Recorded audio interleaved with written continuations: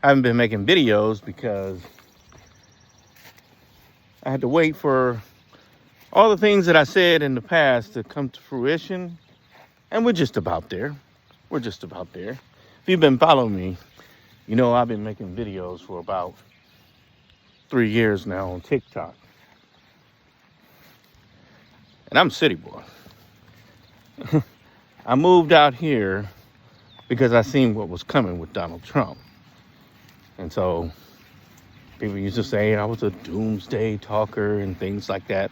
Actually, I'm real studious on history. And when you see the same things and the same patterns happening over, you already know what's coming. So y'all remember when I said this? I predict Trump will eventually start to arrest governors and judges. Osei said he would file a misconduct complaint. They slammed me against the concrete. Prominent judge's mansion goes up in flames. The judge has reportedly received numerous death threats since ruling against the Trump administration last month in a case related to the state's 3 million registered voters. Look, everyone calm down. It won't be time to panic until they start arresting the judges.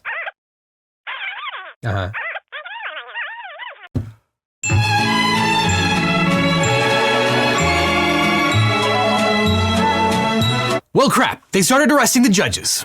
The Trump administration has been pretty open about its war on the judiciary, but last week it took a huge, almost unprecedented step forward in an intimidation campaign against judges. Who gets to make the call? Is it the guy whose name was on the ballot, or is it some bureaucrat? Is it the guy who got 77 million votes or some district judge? Federal officers charged 2 judges, Judge Hannah Dugan of Wisconsin and Judge Jose Joel Cano of New Mexico, with crimes related to obstructing federal immigration proceedings. Seen it coming. I seen them preparing. They gave us the Project 2025. We knew what was going to happen. But people get so complacent. And they don't think that when you say things like this.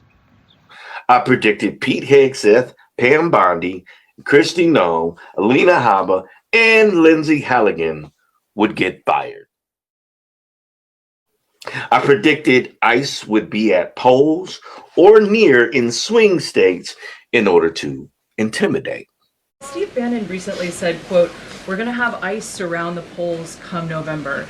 Is that something that the president is considering? That's not something I've ever heard the president consider, no. Can you guarantee to the American public that ICE will not be around polling locations or voting locations in November? I can't guarantee that an ICE agent won't be around a polling location. And then this happens.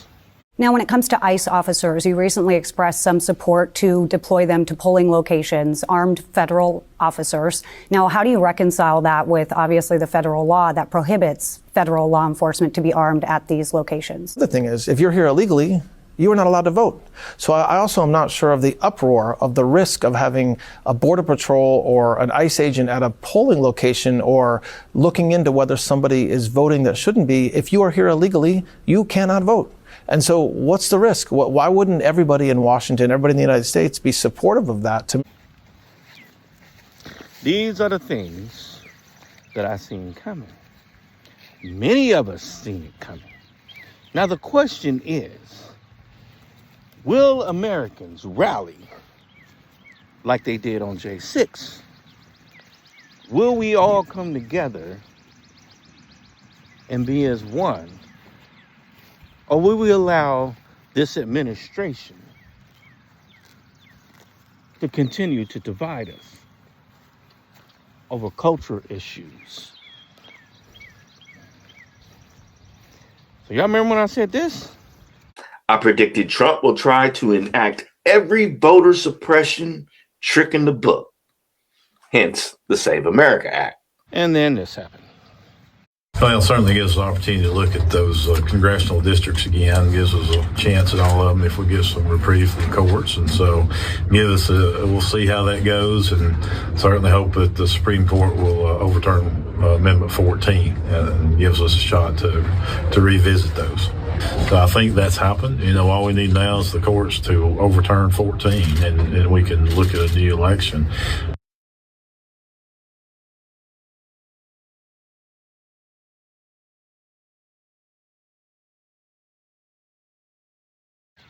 Are you paying attention to the people that's fighting? Are you paying attention to the people that are fighting for your democracy, for your freedom? You all seen the polls. You see them every day. New polling shows that President Trump's disapproval rating has hit a record high 62%. That is the worst of either of Trump's terms. And in this new ABC News Washington Post Ipsos poll, Trump is underwater on every single issue they tested, with 2/3 of Americans saying the country is headed in the wrong direction. I ain't gonna say all the polls are correct. What I am gonna say is the majority of the polls are accurate. They're accurate. So if the majority of the polls are accurate on immigration, economy, the war, the Epstein files, meaning over 60 to 70% of Americans don't like what Trump is doing, say he has not done what he promised to do. Make it deal. Not even a little bit.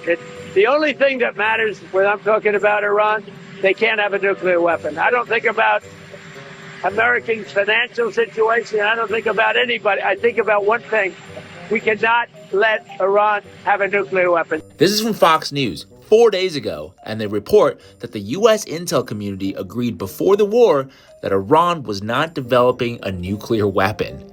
The whole country should be up in arms right now, especially the military. But because of, I don't know what they want to call it, clout chasing, you know, for the people that have stepped into these positions of the firings of the military leaders, that Trump has been on this, what the media and everyone is calling a racial purging of all the black and brown people in leadership positions across the board. So when you say things like, we need for the military to step up, they're not in charge anymore. And you will lose your career. You will lose your career. So vote accordingly and stop falling for the okie doke. Voting is a privilege in this country, and you need to be legal, not like California where 3 million illegals voted. Let's talk about that. I'm glad I brought that up, Allison. Me too, Paula. So where are you getting your information? From the media. Where else Which would we media? get? Some of it was CNN, I believe. CNN said that 3 million illegal people voted Well, in it was coming California? all across the media. All across. Well, CNN didn't do it, then they were being smart this time. Do you think that 3 million illegal people I voted? believe in California that there were illegals that voted. How many?